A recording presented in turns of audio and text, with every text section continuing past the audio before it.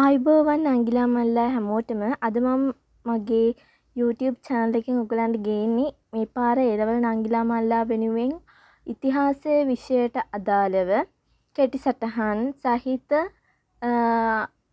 MCQ ප්‍රශ්න පත්‍රයට අදාළ වන ප්‍රශ්න ඇතුළත් කෘතියකින් සකසාගත් ඒවට උත්තර ආදේශක තමයි මම අද මේ පාඩමෙන් ගේන්න බලාපොරොත්තු වෙන්නේ. A-level නංගිලා මල්ලා වෙනුවෙන් තමයි මේක ක්‍රියාත්මක කරන්න හේතුව ඒගොල්ලන්ට ෂෝට් නෝට් වශයෙන් මතක තියාගන්න පුළුවන් මූලික කරුණු සහ සිද්ධාන්ත ඒ වගේ දේවල් අවබෝධ කරගන්න සහ මතකයේ රඳවා ගන්න ප්‍රයෝජනයක් වෙන්න තමයි මම මේ වීඩියෝ එක කරන්නේ.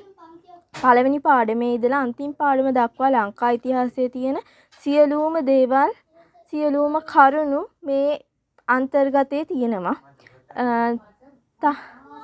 තනි වචනය තනි උත්තර වශයෙන් MCQ වශයෙන් මේක අපිට සාකච්ඡා කරන්න පුළුවන් MCQ පේපර් එකට එන කෙටි ප්‍රශ්න වශයෙන්. පළවෙනි පාඩම තමයි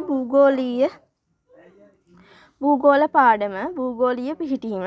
ඉතිහාසයේ පියා කවුද? හෙරඩෝටස්.